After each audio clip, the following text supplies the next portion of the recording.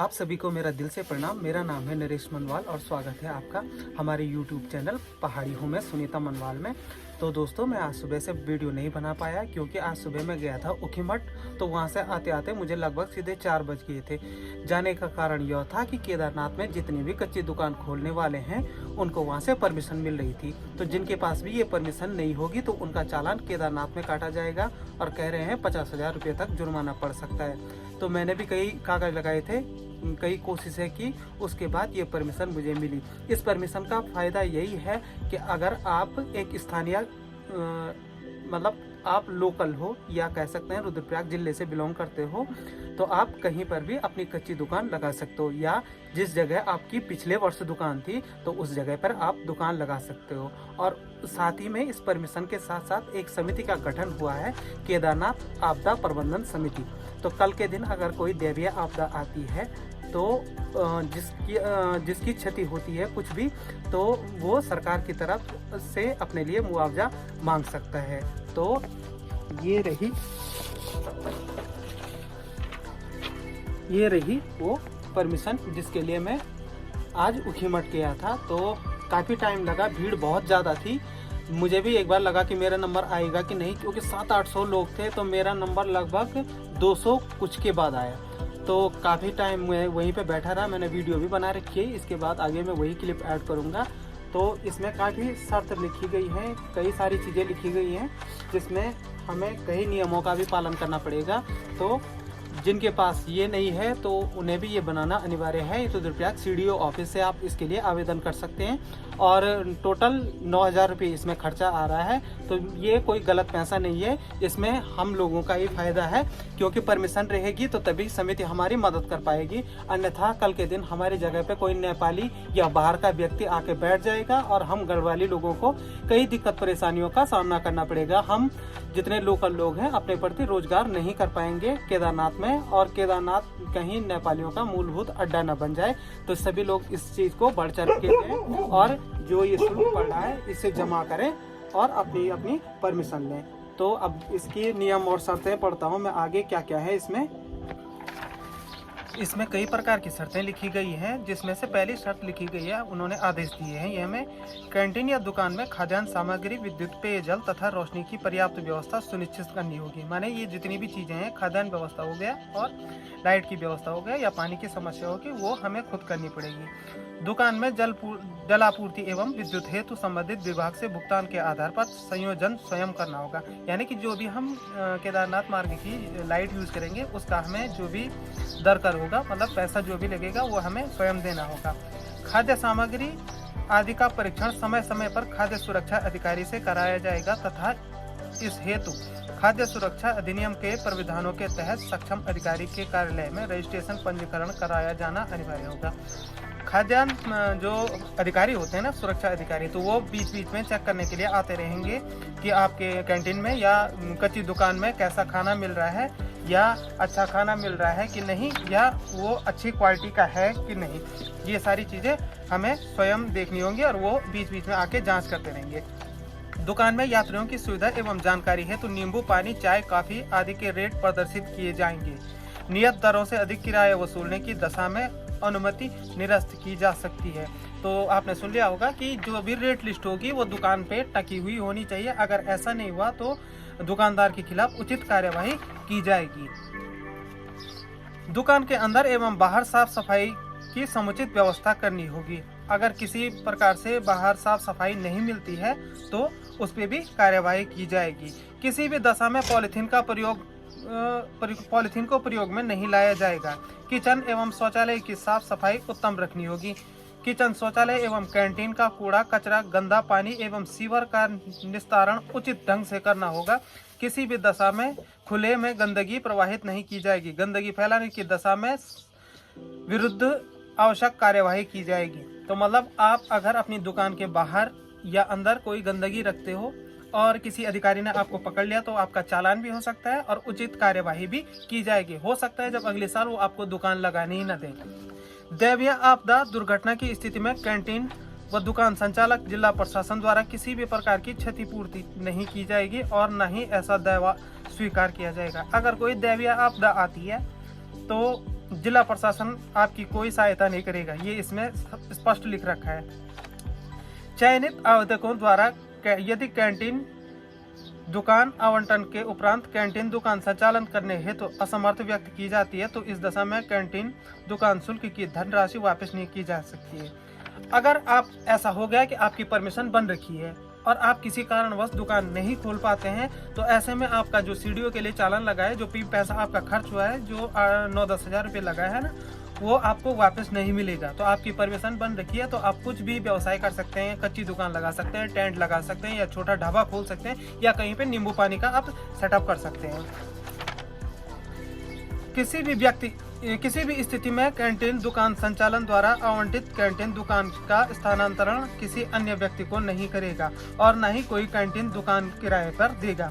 अब ये सबसे मेन चीज है, अगर आपकी परमिशन बन रखी है और आप क्या करते हो, अपनी परमिशन के आधार पर किसी अन्य व्यक्ति को दुकान देते हो या किसी नेपाली को दे देते हो, तो उस ऐसे में आपके खिलाफ मुकदमा होगा। आप किसी बाहर के व्यक्ति को दुकान नहीं दे सकते हो। हाँ, आप चाहे तो किसी लोकल गढ़वाली या रुद्रप्रयाग जिले से स्थित किसी भी व्यक्ति को दुकान दे सकते हो। कैंटीन अथवा दुकान संचालक को आवंटित स्थान के अतिरिक्त किसी भी अन्य स्थान पर कैंटीन दुकान संचालित किए जाने की स्थिति में दुकान संचालक की अनुमति निरस्त की जाएगी तथा आगामी वर्ष में कैंटीन दुकान संचालक से पर प्रतिबंध लगाया जाएगा। अब जैसे मेरी परमिशन है, तो मेरी परमिशन है चिरवासा की।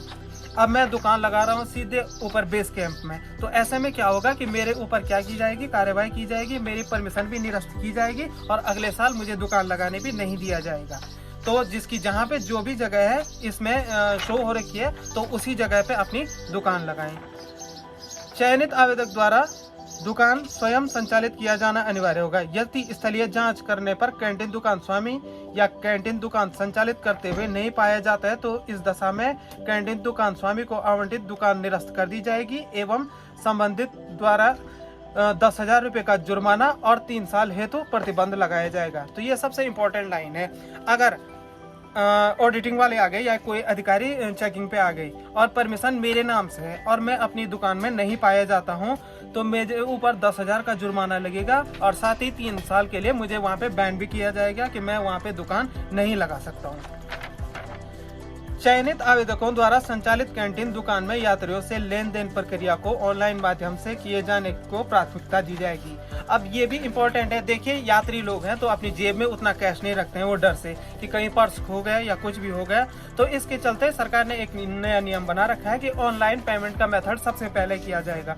तो आपके पास अगर गूगल पे है तो आप अपना स्कैनर लगा सकते हैं अपनी दुकान के बाहर, या फोन पे है या पेटीएम, आप कुछ भी चला सकते हैं, तो ऑनलाइन बैंकिंग आप चला सकते हैं।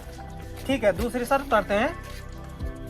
कैंटीन एवं दुकान संचालक को आधार कार्ड, आईडी अथवा प्रशासन द्वारा निर्गत पहचान पत्र आवंटित टेंट स्थल पर मांगे जाने पर दिखाया जाना अनिवार्य होगा। अब जैसे मेरी दुकान है, कोई अधिकारी आ गए, वो चेकिंग करने के लिए आ गए, तो मेरा आधार कार्ड हो गया और मेरा जो वोटर आईडी है या लोकल आईडी जो भी है, तो वो मुझे अपने पास रखनी होगी, ताकि मैं लोकल हूँ इस बात का मुझे प्रत्यक्ष प्रमाण दिखाना पड़ेगा।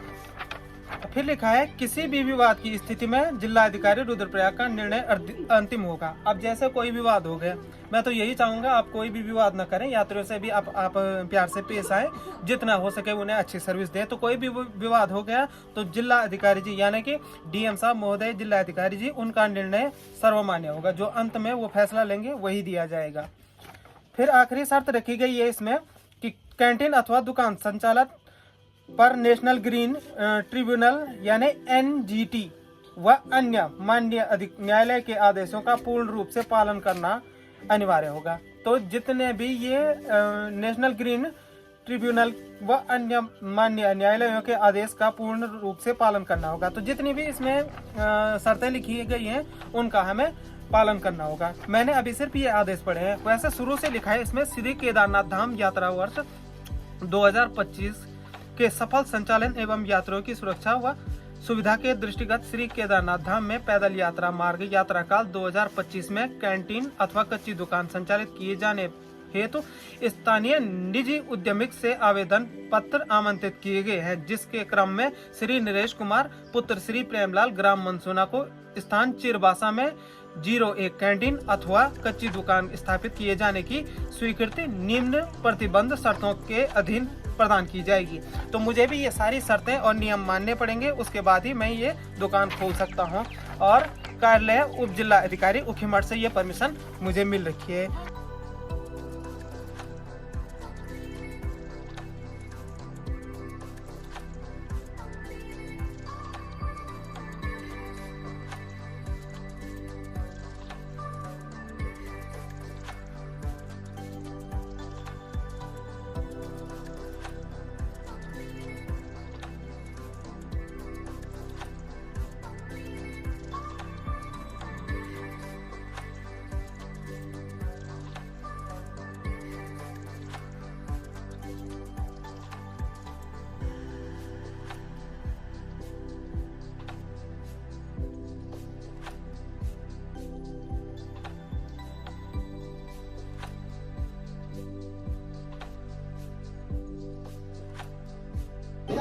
मेरी परमिशन यहाँ से मिल चुकी है। जो ब्लॉक सभागार ऊखीमठ में मीटिंग थी, इसके लिए मैं काफ़ी टाइम से वेट कर रहा था कि कब मिलेगी कब मिलेगी। यहाँ पे संदीप पुष्पांडे ने दी है मुझे। भीड़ बहुत ज़्यादा है, इसलिए वो फेस नहीं दिख पा रहा उन लोगों का, क्योंकि अभी सब लोग बैठे हुए हैं।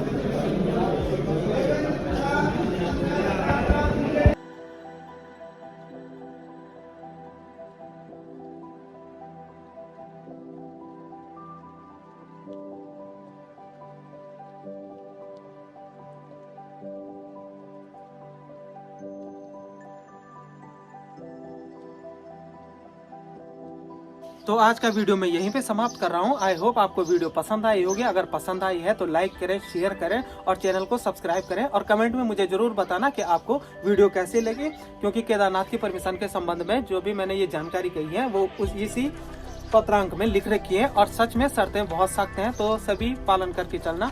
और मैं यही चाहूंगा कि ये 2025 का सीजन सभी के लिए अच्छा रहे। तब तक के लिए जय हिंद, जय भारत, जय देवभूमि उत्तराखंड।